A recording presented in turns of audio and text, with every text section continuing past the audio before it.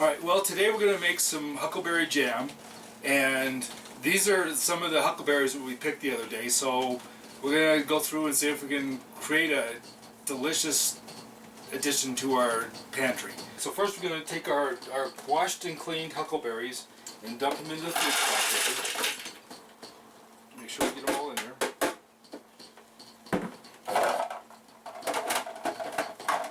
And we're going to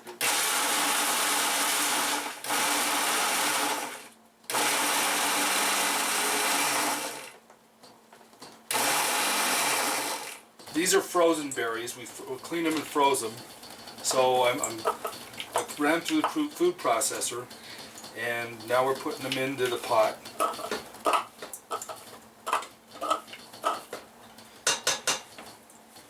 Okay, and we're going to do the rest of them.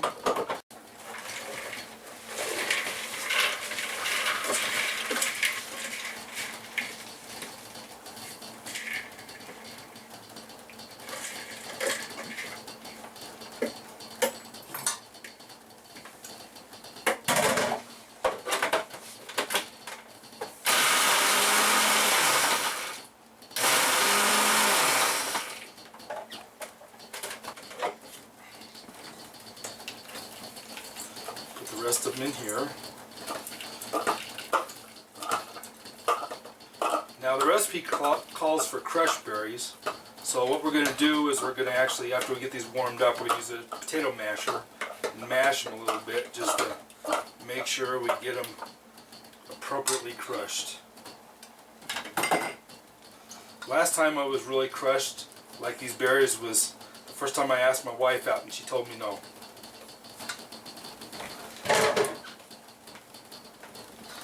As my wife rolls her eyes. Okay, so I got my 6 cups of huckleberries in this pan, and I've warmed them up, and now I'm just crushing them with a potato masher so that I can get out all the flavor. And then once the crushing is complete, and the huckleberries will begin to liquefy as they warm up, the next thing we do is we put in a little bit of butter. The butter is to keep it from foaming as it boils. And we put in the pectin, depending on this is a low sugar pectin, but you know, you go according to your pectin recipe. And then we put in 2 tablespoons of lemon juice. Then we just stir.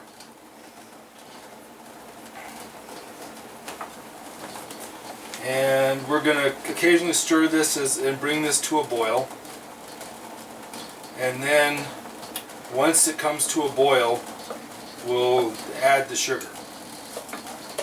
Now in the meantime, while it's doing that, we've already boiled some water in the small pan, and I've put the lids, I've turned it off after the water came to a boil, and I've put my lid sills in there. And then along with that, then I've put this pot on boil, and in it are all the glass jars which have already been washed, but now I'm bringing that to a boil as well. So we've got the jars boiling, we've got the lid seals that have been put in boiling water that has been shut off, and now we're just waiting for the mixture to come to a boil, and then we'll add our sugar.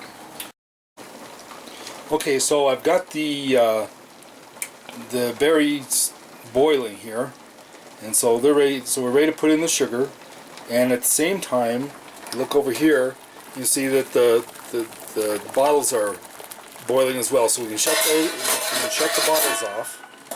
So the bottles are shut off now, and we're back over here to the berries. So now we're going to put the sugar in, and they're ready to go. So we got to put next we mix in the 4 cups of sugar, stir it in. And then we're going to bring it to a rolling boil. And so once the sugar comes to a boil, then we'll boil it for 1 minute, and then we're ready to bottle this thing. So we're just about there. Okay, so we've been cooking this thing for about another 10-15 minutes, and now we're getting the point where we got a rolling boil going on here. And so as we bring this to a rolling boil, we're going to set the timer for 1 minute and let it cook for 1 minute, and then we'll be ready to bottle it.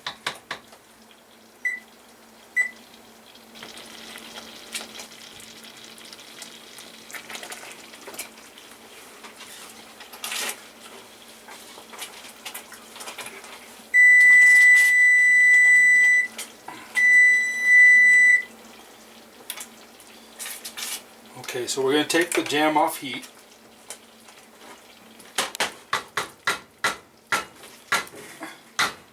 And we're going to take the...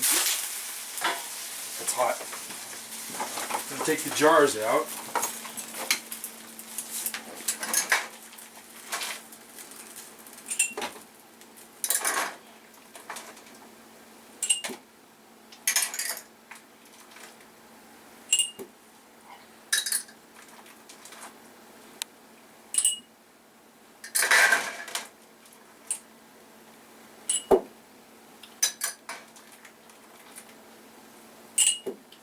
Notice I'm turning them upside down so that the water will drain out of them before I put the jam in them.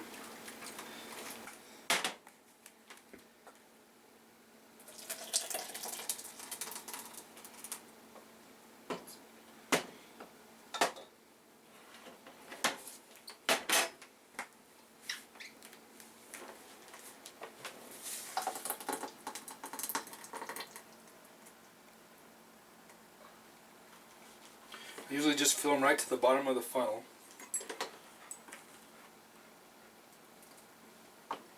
About like that. Move it over and get the next one.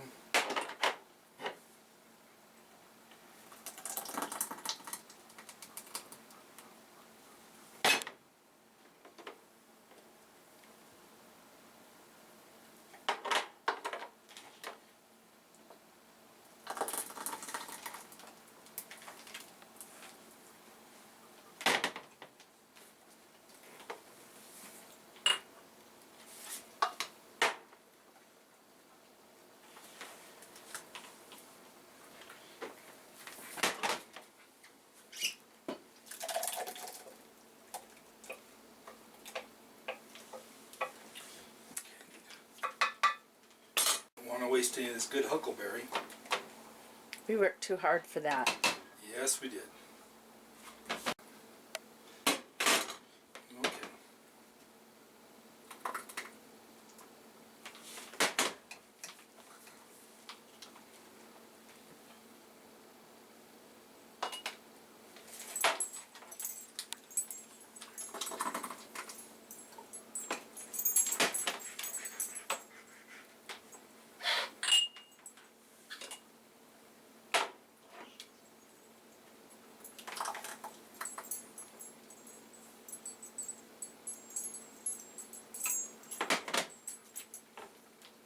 Okay, right now I'm using a warm rag and wiping the top of the jam bottle off just to make sure that there isn't any residue jam where it's going to seal.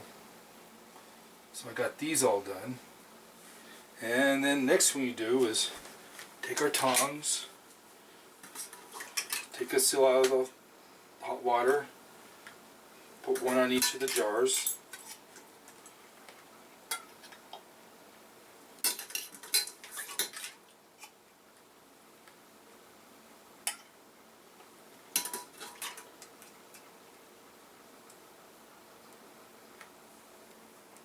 This one's stuck. There we go.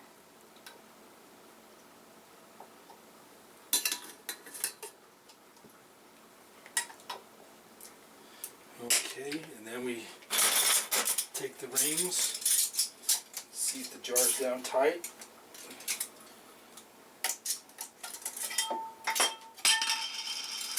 We'll use a new one for that one. Please.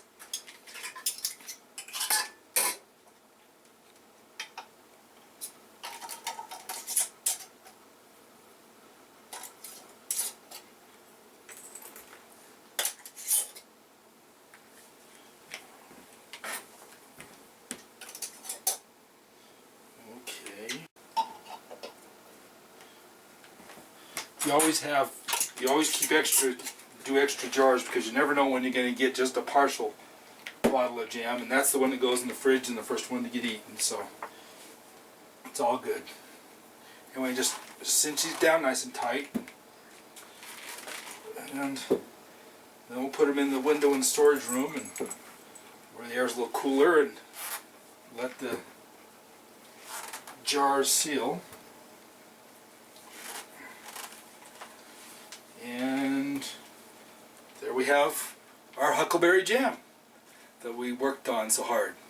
So give it a try. I always use low sugar pectin when I make my jams, because then it requires about a third less sugar. And I like less sugar and more fruit in mine. So give it a try.